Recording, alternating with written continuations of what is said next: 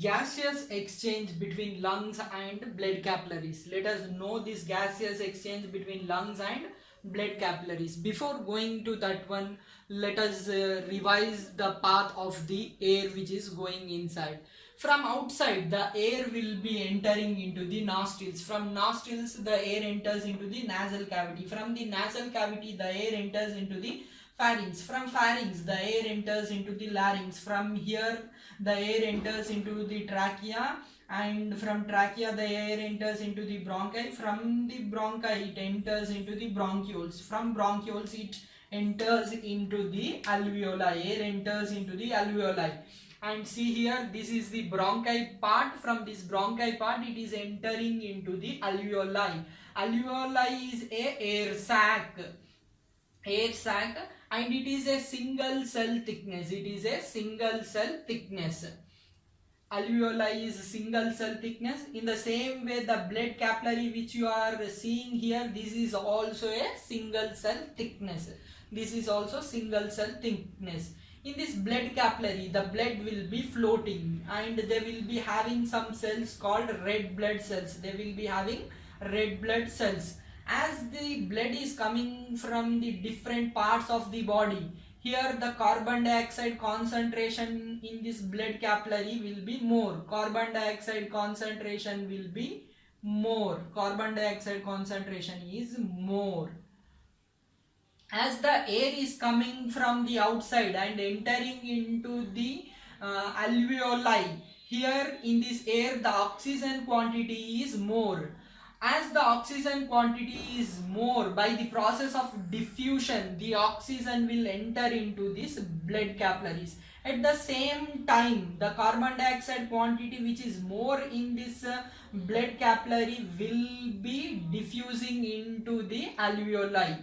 Carbon dioxide from the blood capillaries diffuses into the alveoli, and oxygen from the alveoli will be diffusing into the blood capillaries, and this oxygen will be supplied to the all parts of the body. It will, this blood will, the oxygen which is dissolving in this blood capillary is transferred to the heart. From the heart it is transported to the different parts of the body.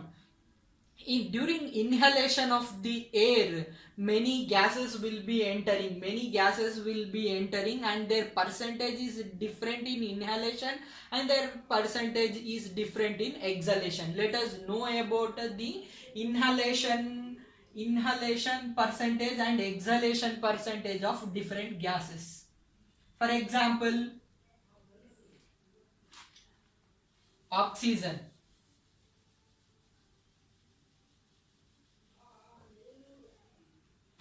Oxygen, when it is inhaled, exhaled,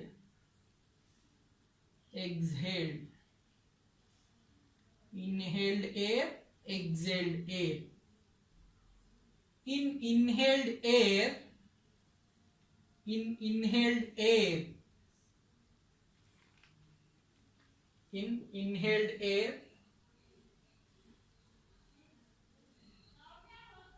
the percentage in inhaled air, the percentage of oxygen is 21%. 21% of oxygen is inhaled and exhaled is 16%. When you are exhaling, only 16% of oxygen will be coming out. That is an indication that here 5% of oxygen is used inside this alveoli. From alveoli it is entering into the blood capillaries. And the carbon dioxide percentage. The carbon dioxide percentage in inhaled is 0.03%.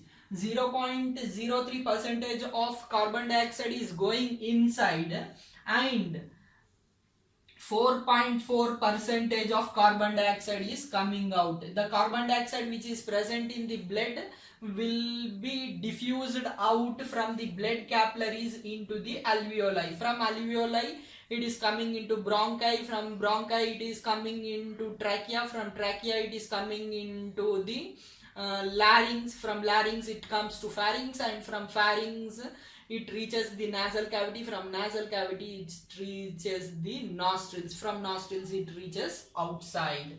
Now the percentage of nitrogen, is 78% during inhalation, and same nitrogen percentage will be 78% when it is exhaled.